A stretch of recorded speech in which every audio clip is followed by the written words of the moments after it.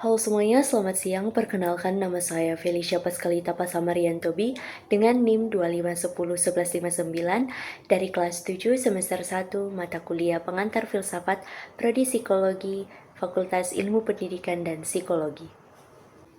Kali ini saya akan membawakan sebuah pidato dengan tema atau judul yang sangat sering terjadi dalam kehidupan kita sebagai mahasiswa untuk memenuhi ujian akhir semester mata kuliah pengantar filsafat dengan dosen pengampu Ci Carla Marsha SPSI MSc dengan tema atau judul Dampak Mood bagi Mahasiswa. Di kesempatan kali ini, saya akan mengajak teman-teman semuanya untuk mendalami satu kata sederhana tapi sangat berpengaruh dalam kehidupan kita sebagai mahasiswa, yaitu mood. Mood atau suasana hati. Ini harus kita sadari bahwa mood itu sangat berpengaruh dalam kehidupan kita sehari-hari. Bagaimana kita menentukan hari ini, bagaimana kita melakukan aktivitas kita seperti belajar, kerja tugas, atau berinteraksi. Itu semua tergantung mood. Kita bisa lihat saat kita ingin mengerjakan tugas bersama teman-teman, pasti teman-teman sering mengatakan bahwa, aduh kita nggak mood mau kerja tugas nanti Jo, atau ketika diajak untuk kerja kelompok atau pergi untuk melakukan hal-hal positif lainnya, pasti teman-teman sering mengatakan, aduh kita malas mau pergi, kita nggak mood. Nah, bisa teman-teman lihat, dari situlah semuanya terjadi. Teman-teman tidak mood untuk melakukan sesuatu, dan akhirnya waktu yang sebenarnya bisa berguna untuk teman-teman melakukan hal yang positif, teman-teman menjadi produktif, itu akan menjadi sia-sia karena teman-teman harus menunggu mood bagus dulu untuk melakukan sesuatu. Kali ini saya akan menjelaskan sedikit tentang mood lewat dua teori atau dua pandangan. Dari teori filsafat, saya akan menjelaskan dengan teori aksiologi, dan dari teori psikologi, saya mengambil teori hierarki kebutuhan Maslow. Seperti yang teman-teman ketahui bahwa aksiologi, terutama dalam buku Pengantar Filsafat oleh Tumanggor, adalah cabang filsafat yang mempelajari tentang nilai. Dari sini kita akan melihat bahwa mood itu bukan cuma sebagai keadaan emosional saja, tetapi juga mempengaruhi nilai yang kita usahakan. Bagaimana dengan menjaga mood akan berpengaruh ke pendidikan kita, terhadap hubungan sosial atau relasi kita, dan kesehatan diri kita sendiri. Mood kita akan berpengaruh dalam kehidupan kita sehari-hari. Dengan mood yang baik, maka kita akan melakukan aktivitas sehari-hari dengan bermanfaat, menyenangkan, dan mood yang baik. Sebaliknya, ketika mood kita sedang buruk, maka kita akan menilai aktivitas sehari-hari kita sebagai beban yang melelahkan, tidak bernilai, dan tidak bermakna. Mood mempengaruhi bagaimana kita sebagai mahasiswa melihat apa yang bernilai penting dan berharga dalam hidup kita.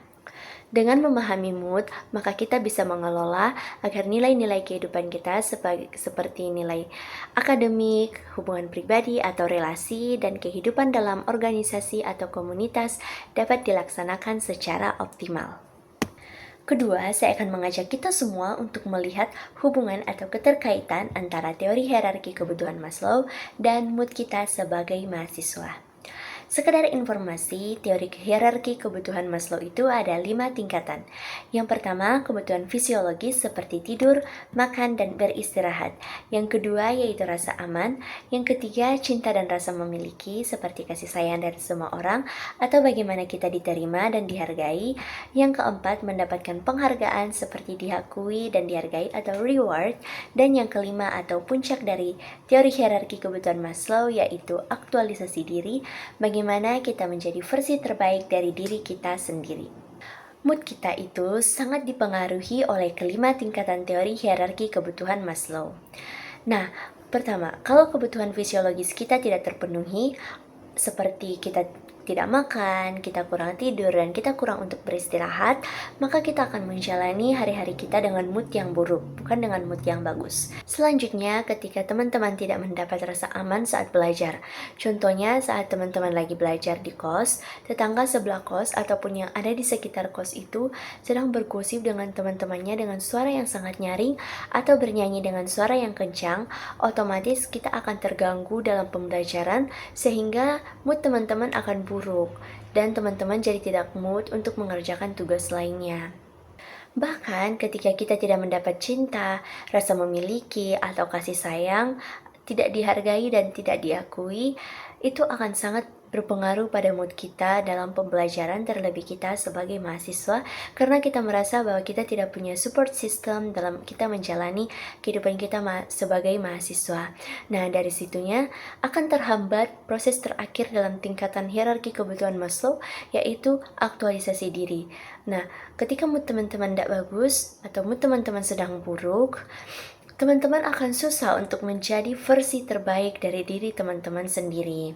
Maka dari itu saya mengatakan bahwa ketika semua kebutuhan terpenuhi, mulai dari fisiologis, rasa aman, rasa cinta dan memiliki, reward atau penghargaan, dan aktualisasi itu terpenuhi semuanya, maka mood kita dan mood teman-teman semuanya akan bagus. Sebaliknya, ketika kebutuhan-kebutuhan tersebut tidak terpenuhi, mood teman-teman akan buruk dan teman-teman sulit untuk menjalani perkuliahan teman-teman. Dari teori aksiologi dan teori hierarki kebutuhan Maslow, ini berarti bahwa mood itu sangat mempengaruhi bagaimana kita sebagai mahasiswa menilai hidup kita dan sejauh mana kita dapat memenuhi kebutuhan kita agar mood kita tetap terjaga.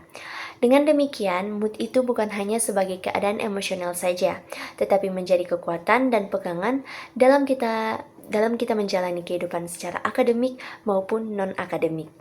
Saya akan memberikan ilustrasi di mana mood akan kita anggap sebagai cuaca, biar teman-teman lebih memahami lagi bagaimana pentingnya menjaga mood dan dampak mood bagi kita sebagai mahasiswa. Nah, saat cuaca cerah, semua aktivitas itu bisa dilakukan tanpa hambatan. Semua aktivitas bisa berjalan dengan lancar. Namun, ketika cuaca sedang tidak bersahabat, entah itu hujan, badai, ataupun angin yang kencang, semua aktivitas akan sangat sulit untuk dilakukan dan semua aktivitas akan terhambat. Begitupun dengan mood. Ketika mood kita bagus, otomatis kita akan sangat menyenangkan dan kita akan merasa senang, merasa bahagia dalam menjalani hari-hari kita. Namun ketika mood kita sedang buruk, maka semua aktivitas kita akan terasa berat dan terasa lama dalam menjalani hari. Mood kita adalah penentu kehidupan kita sehari-hari. Mengelola mood berarti kita menjaga nilai diri dan memenuhi kebutuhan dasar kita untuk mencapai diri kita menjadi versi yang lebih baik. Melalui teori aksiologi dan teori hierarki kebutuhan Maslow, kita bisa mengambil langkah seperti kita bisa menjaga pola tidur, pola makan, kita menjaga relasi kita, menjaga diri kita sendiri, dan menentukan tujuan hidup kita.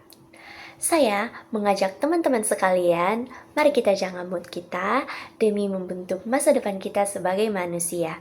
Itu saja dari saya, mohon maaf jika ada kesalahan dalam penyebutan kata atau ada yang menyinggung teman-teman sekalian. Sekian dan terima kasih.